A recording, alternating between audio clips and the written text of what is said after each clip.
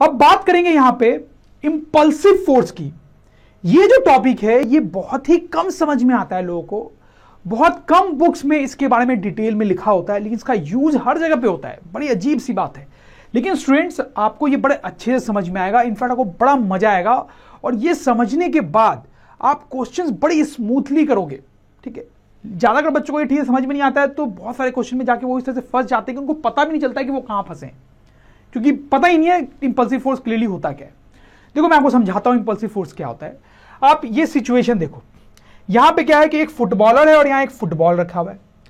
ठीक है, तो फुटबॉलर क्या करता है कि अपने पैर से अभी किक नहीं मार रहा है, वो ऐसे धीरे धीरे फुटबॉल पे फोर्स लगा रहा है।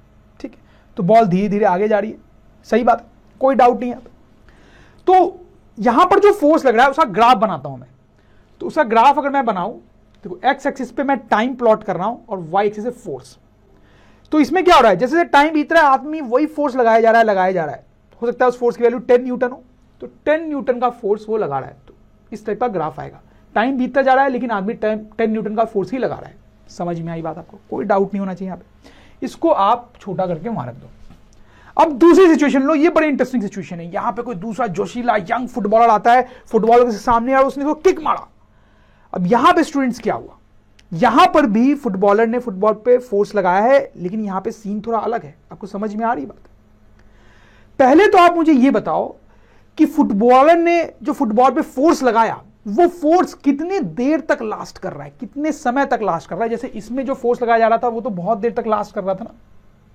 इसमें क्या फोर्स बहुत देर तक लास्ट करता है? No students, no. देखो फुटबॉलर आता है, आप ध्यान दो, तो जब तक उसका पैर फुटबॉल को टच नहीं कर रहा है तब तक उसने कोई फोर्स नहीं लगाया है। और फिर जैसे ही वो टच करता है वो फोर्स लगाता है, लेकिन टच करने के जस्ट बाद तो बॉल उड़ जाती है। तो जैसे बॉल उड़ गई फिर फोर्स नहीं लगा।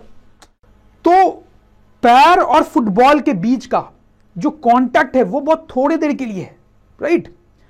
तो इसका मतलब फोर्स भी जो है बहुत थोड़ी देर तक लग रहा है स्टूडेंट्स। और यहां पर जो फोर्स लगता है उसका ग्राफ अगर मैं बनाऊं तो कुछ इस टाइप का ग्राफ होता है स्टूडेंट्स। देखो एक्स एक्सिस पे है टाइम, वाई एक्सिस पे फोर्स।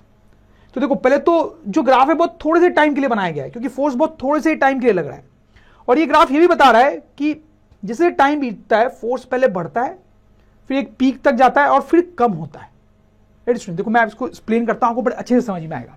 तो पहले तो आपको समझ में आया कि फोर्स बहुत थोड़ी देर के लिए लग रहा है, क्योंकि थोड़ी देर के लिए ही पैर और फुटबॉल कांटेक्ट में। अब देखो डिटेल में क्या होता है यहाँ पे, जब वो फोर्स लगता है तो पूरी सिचुएशन हम स्लो मोशन में चला के देखते हैं तो समझ में आएगा। देखो आदमी का पैर आया स्लो मोशन में, वो फुटबॉल को टच कर रहा है, टच किया, ठीक है, t=0 पे टच किया। अब देखना आगे क्या होगा, जैसे जैसे टाइम बीतेगा वैसे वैसे क्या होता है। तो बिल्कुल स्लो मोशन में आप देखेंगे तो आदमी का पैर जो है फुटबॉल को टच कर रहा है और फुटबॉल दबता है, इस तरह से दबता है। और जैसे जैसे वो दब रहा है फोर्स भी यहाँ पे बढ़ रहा है। फुटबॉल दब रहा है और फोर्स बढ़ रहा है।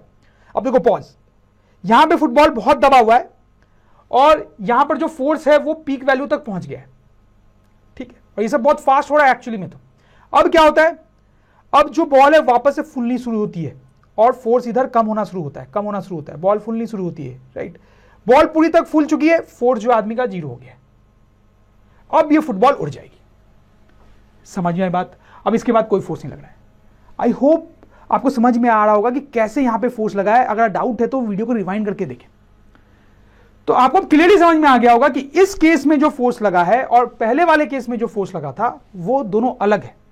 तो ये वाला जो फोर्स है वो इंपल्सिव फोर्स है और यहां पर जो फोर्स लगा था वो इंपल्सिव फोर्स नहीं है। I hope you understand this.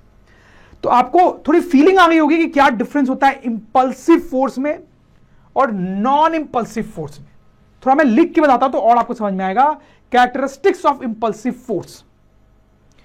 First point, it acts for a very small period of time, जैसा कि हमने देखा बहुत थोड़े टाइम के लगता है। It's value is very large, बहुत लार्ज वैल्यू तक ये जाता है। Third, it's value changes very fast, वो भी हमने देखा, सट से वैल्यू ऊपर गई और फिर तुरंत से नीचे आ गई, right. And the last point which is actually very important, it creates a sudden change in momentum in very small period of time. देखो ये बड़ा इंपॉर्टेंट पॉइंट है इंपल्सिव फोर्स के बारे में। आप देखो ये जो पहले वाला केस है इसमें देखो क्या हो रहा है। इसमें जब आदमी फोर्स लगाता है बॉल पे तो बॉल की स्पीड धीरे धीरे बढ़ेगी, तो धीरे धीरे उसकी स्पीड बढ़ रही है तो धीरे मोमेंटम भी बढ़ रहा है, लेकिन धीरे धीरे बढ़ रहा है, ठीक।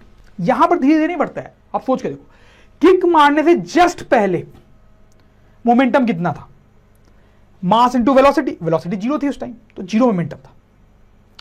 किक मारने के जस्ट बाद क्या होता है, बॉल बहुत स्पीड में निकल जाती है, तो उसका मोमेंटम m इंटू वी बहुत बड़ा हो जाएगा। तो देखो, किक मारने का टाइम तो बहुत छोटा है ना, उस छोटे से टाइम के जस्ट पहले मोमेंटम 0 था, उसके जस्ट बाद मोमेंटम बहुत ज्यादा हो जाता है। तो सडन चेंज इन मोमेंटम हुआ ना यहाँ पे, बहुत छोटे से टाइम में। वही बोला जा रहा है कि जब इंपल्सिव फोर्स किसी ऑब्जेक्ट पे लगता है तो उसका मोमेंटम जो है वो सडनली बहुत चेंज हो जाता है, एक सडन चेंज आता है उसके मोमेंटम में। लेकिन हां, अगर नॉन इंपल्सिव फोर्स लग रहा होता है तो मोमेंटम धीरे धीरे बढ़ता है, एक सडन चेंज नहीं आता है। I hope you understand this. अभी कुछ और केसेस देखेंगे, एग्जांपल्स देखेंगे, तो आपको इंपल्सिव फोर्स का कॉन्सेप्ट और क्लियर होगा। So let's see one more situation here. यहां पे एक रोड है, एंड में एक बड़ी सी स्ट्रॉन्ग सी वॉल है, ठीक है। एक ट्रक यहां पे बड़ी स्पीड में जा रही है, और एक और सिचुएशन हमारे पास, यहां पे भी एक ट्रक या कार जो है वो जा रही है, और यहां पे गार्बेज का ढेर रखा हुआ है बड़ा सा, ठीक। अब वो दोनों केस में क्या होता है, दोनों ही केस में जो ड्राइवर है वो सोया हुआ है, उसको कुछ पता नहीं है क्या चल रहा है, बस वो बड़ी स्पीड में चलाया जा रहा है, आगे क्या है उसको कुछ दिखाई नहीं दे रहा है, राइट।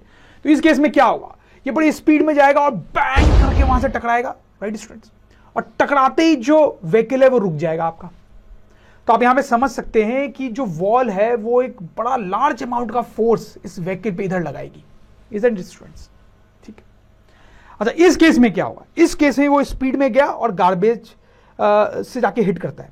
तो यहां पे गार्बेज को टच करते ही रुकेगा नहीं, इसमें क्या होगा कि ये अगर गया तो गार्बेज से ऐसे गुजरने लगेगा, उसके अंदर घुस जाएगा और फिर धीरे धीरे जाके रुकेगा। तो यहां पर भी क्या होता है कि गार्बेज जो है वो व्हीकल पे इधर की तरफ फोर्स लगाती है, लेकिन वो फोर्स उतना लार्ज अमाउंट का नहीं होता है, क्योंकि वो तो गार्बेज का ढेर है, कोई बहुत टफ सी चीज नहीं है। समझ में आ रही बात आपको? शायद आपको समझ में आ रहा होगा कि यहां पर जो फोर्स लग रहा है गार्बेज द्वारा वो नॉन इंपल्सिव है, और यहां पे वॉल ने जो फोर्स लगाया है वो इंपल्सिव फोर्स है। देखो, मैं आपको और डिटेल में समझाता हूं। अगर हम उसका ग्राफ बनाएंगे यहां पे, ठीक है, तो कैसा दिखेगा ग्राफ? देखो, वहां पे इंपल्सिव फोर्स है, बहुत थोड़ी देर के लिए लग रहा है। जब ये व्हीकल जा रहा है तब कोई फोर्स नहीं लग रहा है, जब वो टकराता है तो उस टाइम थोड़ी सी देर के लिए फोर्स लगता है। तो स्लो मोशन में देखेंगे उसको। तो अभी देखो आप, वो जस्ट टकराने वाला है, तो अब क्या होगा, यहां पर भी देखना और वहां पर भी देखना आप। जैसे व्हीकल टकराएगी, ठीक है, वो दबेगी, इधर फोर्स बढ़ेगा, ठीक।